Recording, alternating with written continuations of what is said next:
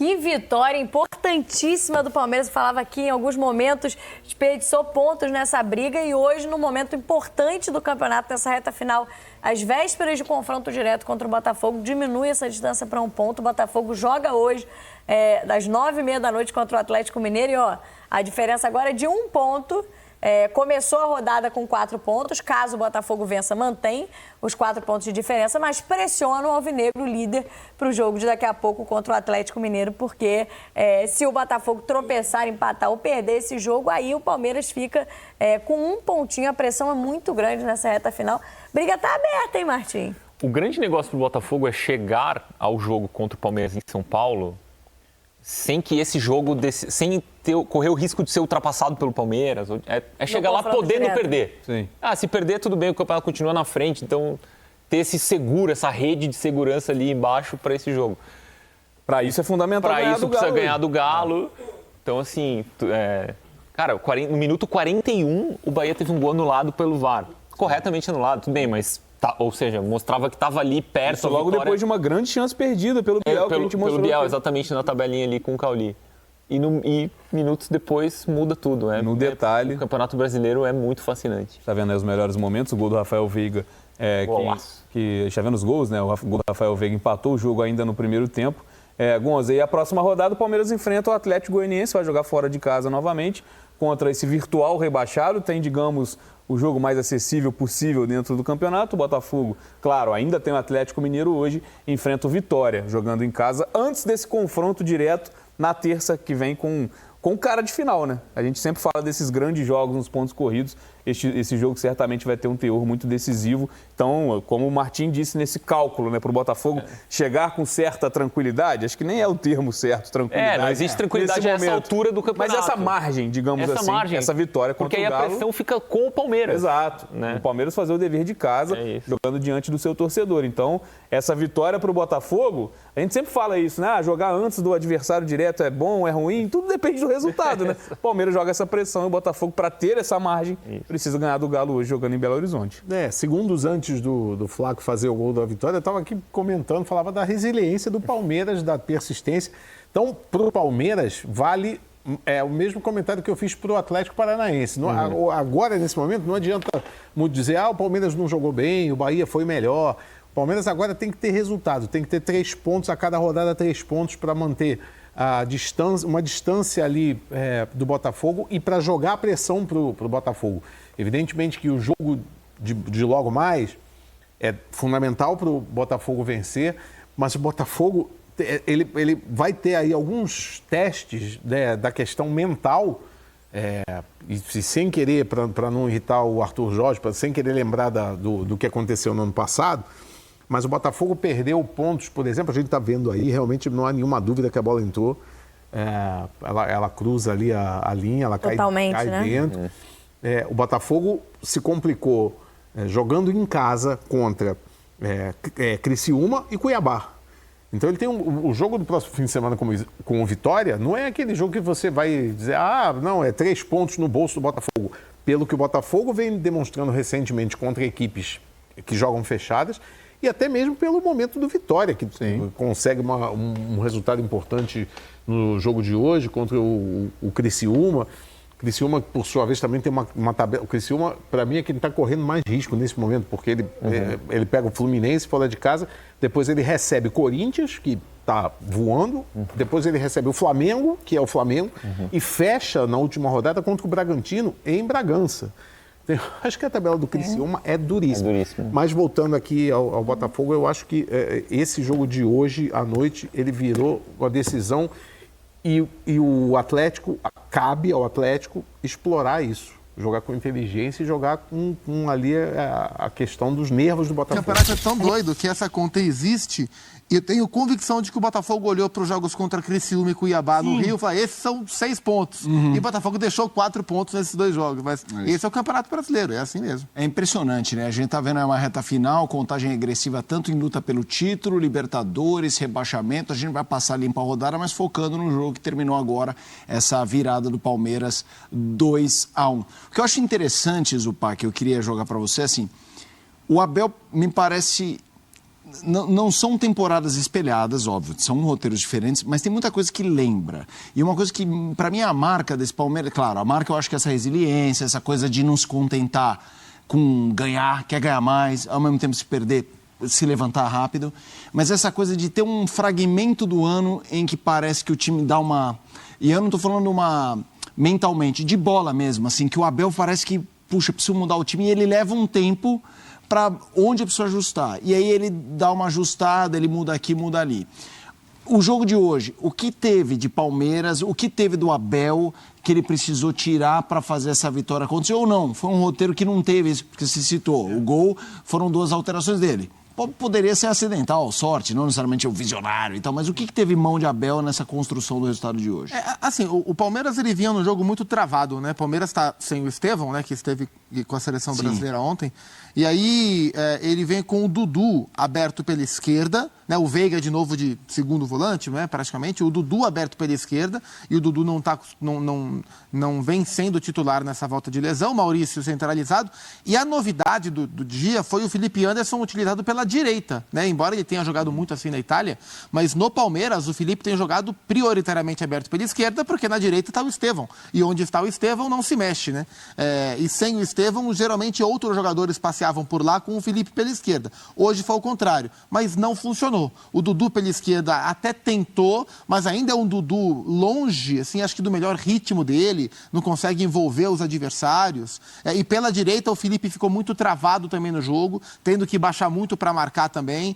O Maurício participou pouco. Então, assim, o jogo do Palmeiras fluiu muito pouco. Uma das poucas oportunidades que o Palmeiras teve de achar um passe vertical mais próximo à área foi o lance em que o Maurício acha o Rony é derrubado, falta, e o Veiga na meia-lua, e o Veiga marca o golaço que a gente viu há pouco. Aliás, um lindíssimo gol, mais um gol de falta, mais um gol do Rafael Veiga e um lindíssimo, raro gol de falta numa distância tão curta. Mas foi uma das poucas jogadas que nem foi concluída, mas que o Palmeiras conseguiu entrar com bola no chão, por baixo, por dentro, porque o jogo do Palmeiras não fluiu. Aí o Abel começou a mexer, começou a olhar para as opções e começou a mexer.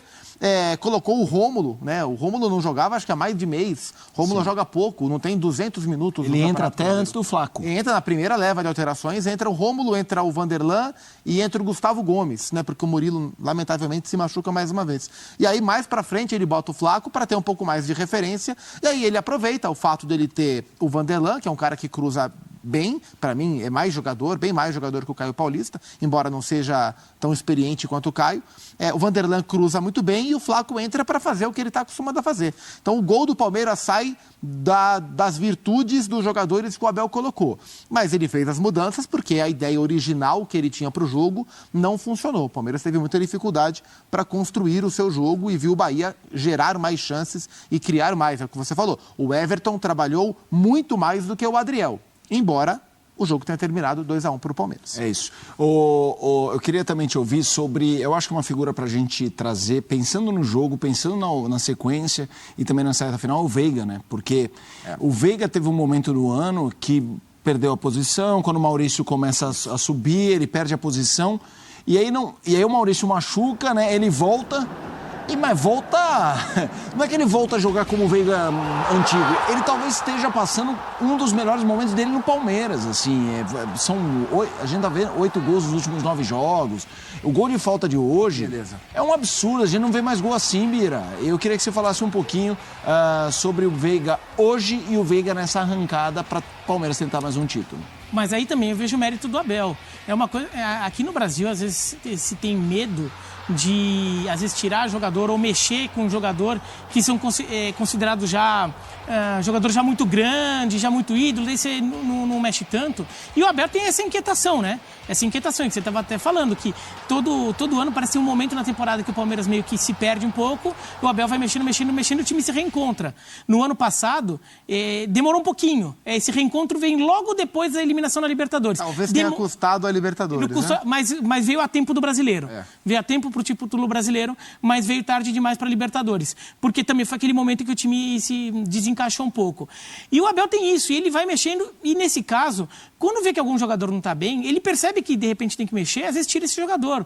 E recoloca quando está bem também. Você não tem que ter pudor Se você tem um elenco que permite você fazer isso, e aí ajuda, você ter o Maurício como opção, é um jogador que chegou neste ano, você tem ele como opção para colocar, e daí você pode dar uma tirada do Veiga por um tempo, até ele se... às vezes é questão física, técnica, às vezes tem uma questão até pessoal, uma questão ali que às vezes a gente nem sabe direito o que está acontecendo, fez com que o futebol desse uma murchada, e você espera esse futebol retomar. E às vezes você está mexendo em outras coisas no time, que depois quando você terminou de mexer, você recoloca aquele jogador, o time já está diferente e ele já consegue render melhor. Isso também acontece. Então, eu vejo o Rafael Veiga entrando no Palmeiras com um contexto um pouco diferente do que estava no Rafael Veiga, no Palmeiras do Rafael Veiga quando ele sai. E até agora, assim, a gente vê uma posição diferente, né? Porque ele está jogando só atrás dele, só o Aníbal Moreno no meio campo, né? Com o Felipe, pouquinho mais recuado. Um pouquinho mais recuado, né? Porque com o Felipe Anderson, com o Maurício, com o Dudu, o Veiga é um 8 praticamente, né? Ele vai ajudar na construção desde lá de trás, o Richard Rios estava suspenso, e vai tentar chegar um pouco mais na frente. A desvantagem disso é que ele está mais longe do gol, com bola rolando, mas a vantagem disso é que a hora que ele recebe a bola numa área menos pressionada do campo, com um pouco mais de espaço, um pouco mais de campo para olhar.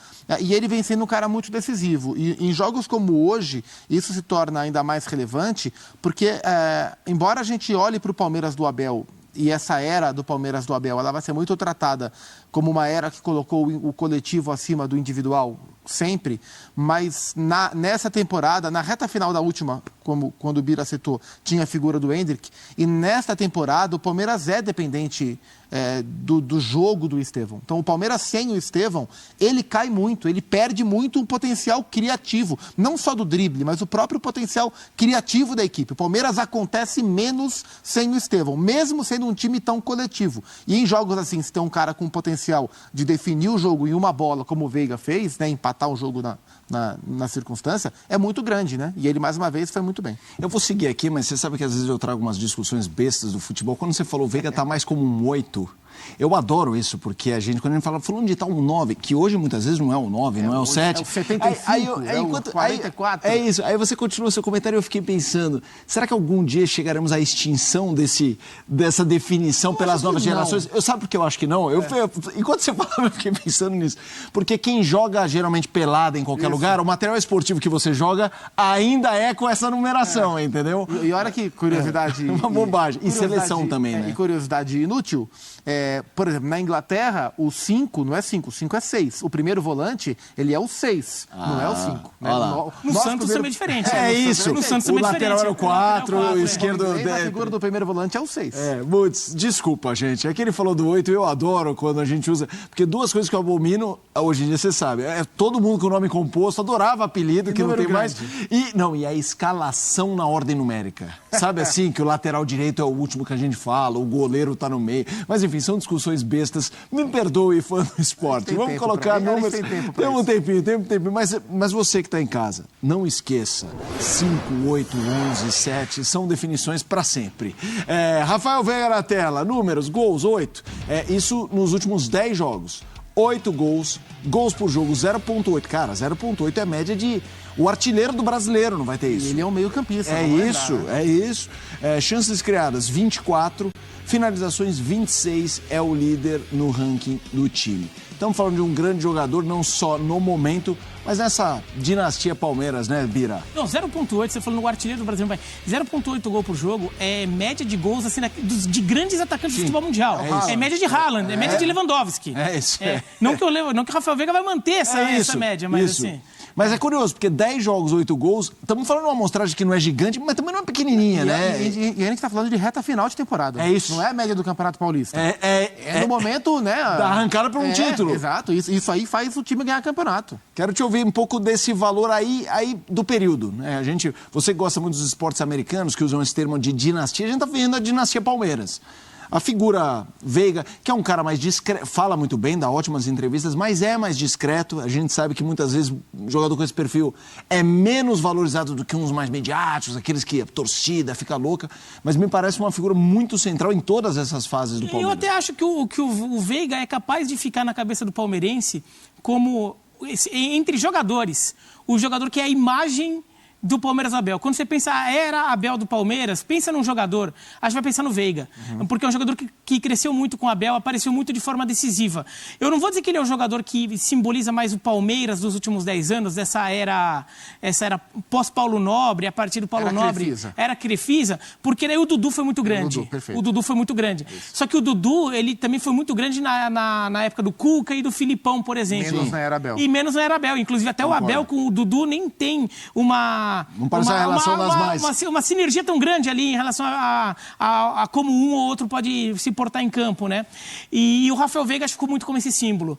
Até porque é um cara que não só é grande jogador, conduziu o Palmeiras a várias conquistas, é um jogador que aparece em jogo grande. Né? Aparece muito jogo grande. É o cobrador de pênalti, então ele sempre guardou muito gol, porque quando tem um pênalti ele está lá guardando, um pênalti decisivo está lá guardando. Fez muito gol em clássico, fez gol na final da Libertadores contra o Flamengo.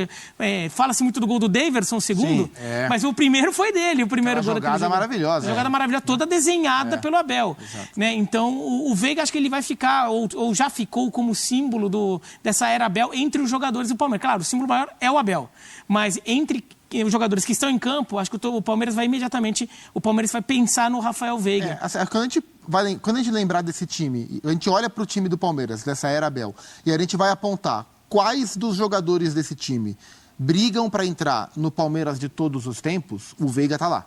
O Veiga e o Gustavo Gomes, para mim, são os dois que... O Dudu, eu coloco o Dudu da era anterior, tá? Então, da era Abel, o Veiga e o Gustavo Gomes, para mim, são os caras que brigam para entrar no Palmeiras de todos os tempos. Se vão entrar ou não, aí é uma questão subjetiva. Mas acho que isso denota um pouco o tamanho que os dois têm na história do Palmeiras. Essa é uma discussão boa pra gente fazer no momento do touch.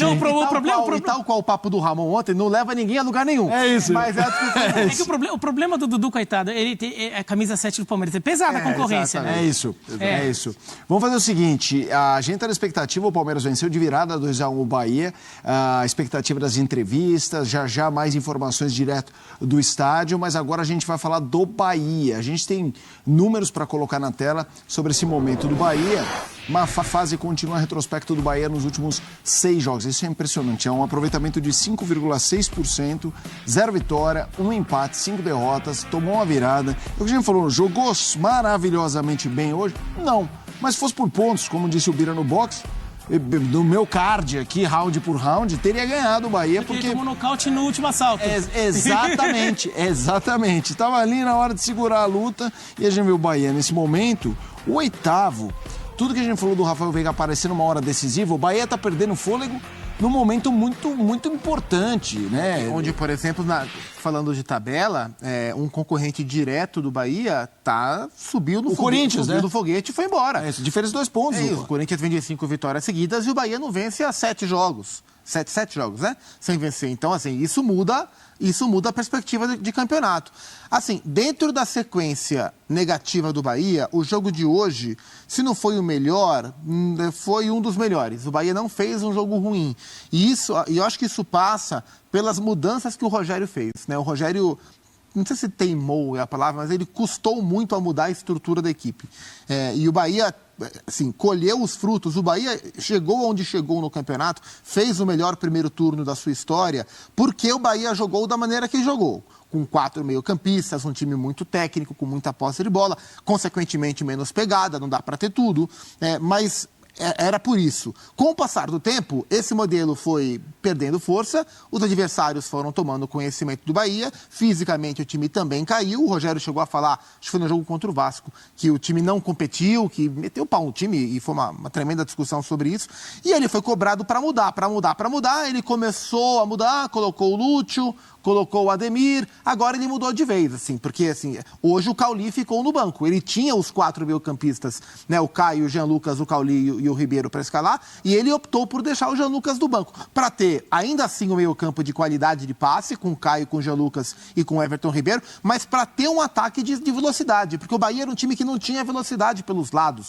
o Bahia corria pouco para acionar no jogo um pouco mais direto. Então, com o Ademir, com o Lúcio Rodrigues, que fez o gol, e com o Tassiano nessa movimentação, o Bahia ficou mais perigoso no ataque. O time respondeu bem. Não foi o suficiente para ganhar, mas poderia ter sido. Então, assim, dentro da fase fase que o Bahia vive, o jogo de hoje, acho que ele traz mais coisas boas do que coisas ruins. Mas isso não basta. O Bahia tem que reagir no campeonato, porque, assim, diante do que o Bahia construiu até aqui, se ele não levar uma vaga para a Libertadores, vai gerar um sentimento de frustração no seu torcedor.